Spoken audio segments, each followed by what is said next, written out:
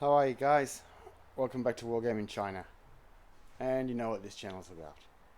I use my toy soldiers and the things I've built and made to platform my understanding of the war of resistance against Japanese aggression in China from 1931 to 1945. Wow, that's boring, isn't it? I've got to change that bit.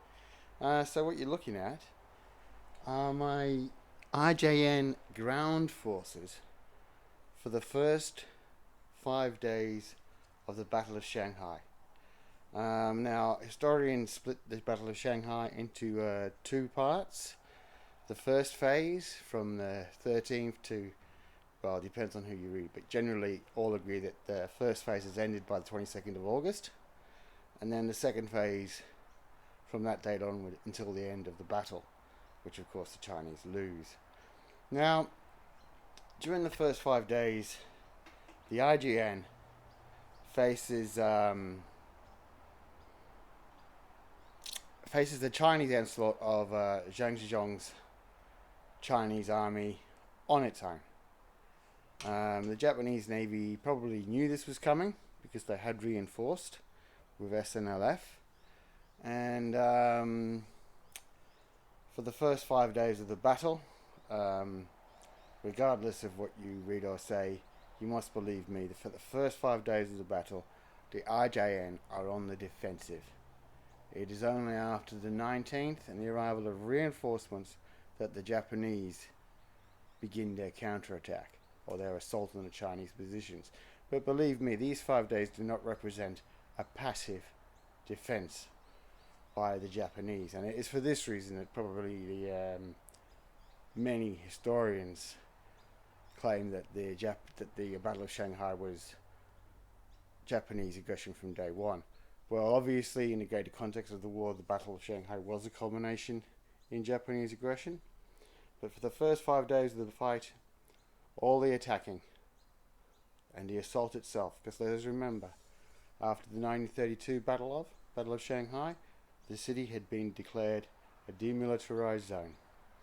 So as soon as the Chinese were started to assemble their forces within the environs of the city, they were breaking that ceasefire agreement. Now, if we look at the Japanese, these forces obviously are built for rapid-fire wargame rules, and what I built was 4 battalions of Special Naval Landing Forces, although at the time there were 5.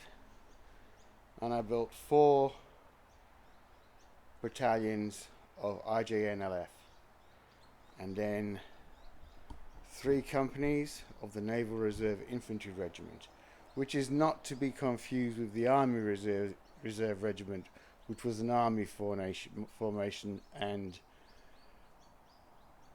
achieved notoriety for war crimes. So as I said, these are the Naval Reservists. Now, when Admiral Kiyoshi aboard the Izumo planned his defense, it wasn't something that had just occurred to the Japanese. After the 1932 battle, the Japanese Navy had made many changes, and of course, the main change visually was that the old naval depot, which had been heavily damaged in the first fight, had been rebuilt bigger and reinforced, and now had reinforced concrete walls with a brick facade, and these walls were 800 millimeters thick, so 80 centimeters of concrete. Then of course the building itself, when it was expanded, was able to accommodate all the vehicles, armoured vehicles and trucks that the force would require. And as is well known, this building, the SNLF HQ, held out throughout the entire battle, and it's famous for many pictures of this with the guns on the roofs. And yes, I know I had thought that this building had been unchanged from the first battle, and I filled it in my own scenario for the first Battle of Shanghai, but I was wrong.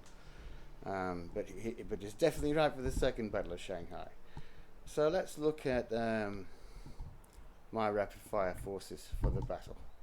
So as I say, I built 4 SNLF infantry companies, and I didn't build the 5th, and I'll get into that as I go. So 4 very small companies, 26 men, 1 officer, 1 CO plus 25 figures for an SNLF battalion in rapid fire. Very small unit, but not without firepower. Attached to a regiment, because I must explain that the Japanese Army and Navy were both very good at forming like what would be called combat groups and or battle groups. Just making ad hoc formations for the necessary job. They were very good at that. And when we look at what the Japanese had in Shanghai, the Japanese Navy, we can see that with their policy of a defensive policy, they had managed to fortify. Oh God, you know me, I'm not the world's best communicator, so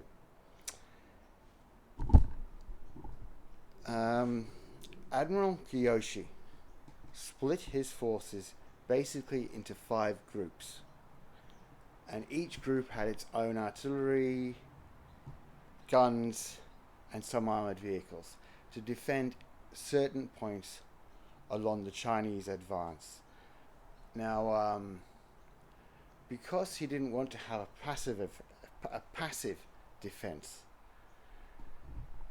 Kiyoshi opted for what the Japanese would do is they would form, I could only say like flying columns of armored vehicles and motorbikes,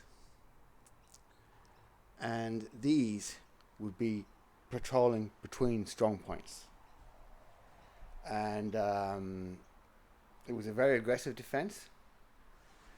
And remember, I'm talking about the first 5 days of the battle here.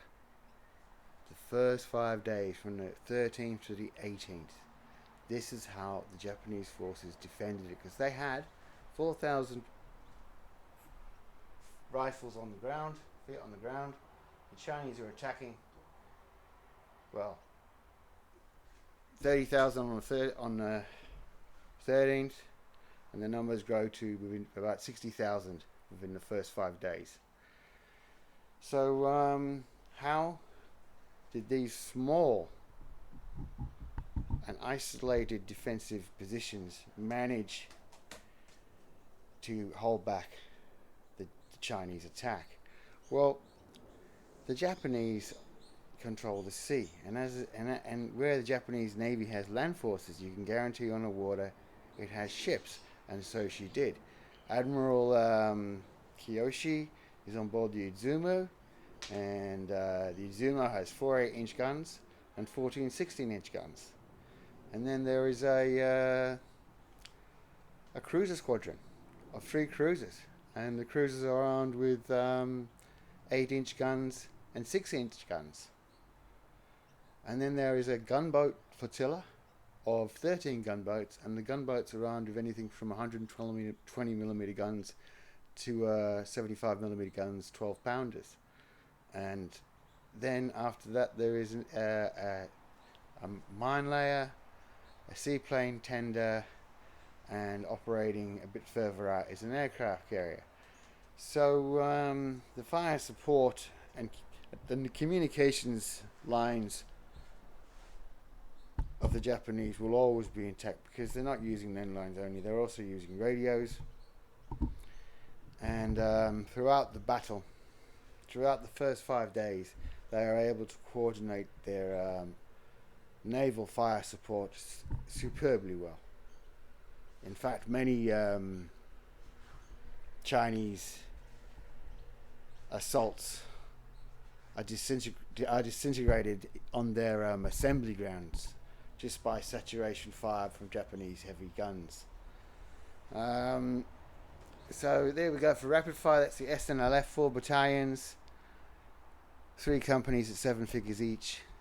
CO plus 25 figures make a battalion. Then what else did I put in? I'll show you. Well, obviously I had to put in the Rukuos, and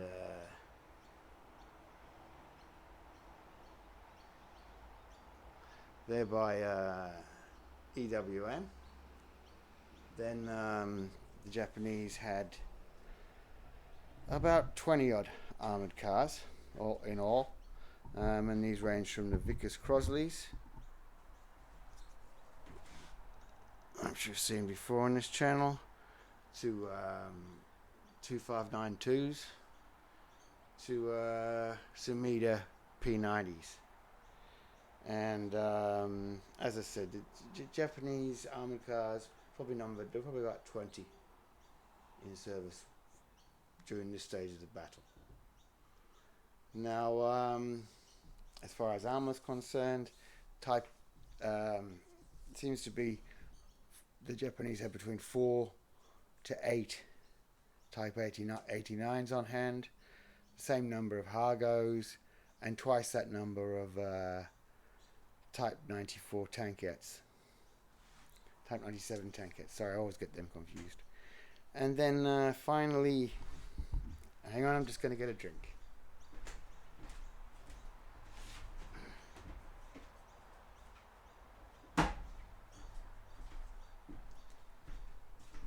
Finally, we'll move on to the IJN LF. Now, I did a doco on this, on the IJN LF for 1932, and basically came to the conclusion that by the end of the First Battle of Shanghai, it was very obvious to the Japanese Navy that their sailors weren't competent enough to face infantry combat in the cities. But they did do some things with their officers. All officers started to receive some infantry training, infantry officer training. The number of weapons available was increased. The number of helmets available was increased. So that by 1937, the IJN forces were a lot more competent than they were in 1932. And then finally the naval reserves. Now, when we saw in the Battle of 32, the Japanese Navy had decided that they weren't very effective. So what they had done is they had secretly turned a number of civilian buildings into strong points, reinforcing them with concrete. And in the event of hostilities, these buildings would be defended by the Naval Reserve Infantry. And indeed, these buildings were indeed very tough nuts for the Chinese to crack, and came as a great surprise to them. Now, moving back to the SNLF, obviously, when we look at pictures of this fort, of this building, you can always see it's Type 41 mountain guns on the roof. And I just hang on, just see where I can get more stretch on this stand. There I can. Alright. Yeah, so the Type 41s were on the roof. And then also the I think it's the I can't remember what it is. I think it might be the Type 92 13.2mm auto cannon, copy of the Hotchkiss weapon, French Hotchkiss weapon. So it seems that the SNL Navy had about a dozen of them available for the battle. They also had 70mm infantry guns, 37mm anti-tank guns. I think that's the Type 94. and battalion guns, and they use them to great effect throughout the battle. Now, although there was no tank-on-tank combat during the Battle of Shanghai, the Japanese did use their tanks, as I said, as part of their flying columns in the first few days of the Battle of Shanghai, and it is these observances of these tanks and the melees that they were involved with that would perhaps have started the rumors or the belief that the Japanese are the ones that begin the assault in Shanghai in 37. But they're not. They're just part of this flying columns that are linking up between the strong points and keeping clear the lines of communication. Okay, so as I said, I built them for rapid fire. I did a video recently on the German army. I won't be doing many stuff like that, but you should subscribe, because really you never know what I'm going to do. I never know. I did this video today for a mate. I thought he'd like to see it. It's my mate Eugene from Lessons from the Front, and he's going to be doing Shanghai in August on his channel and gaming it, and I thought he might like to see this as a bit of inspiration for him. You should subscribe, and I'll see you next time. Bye.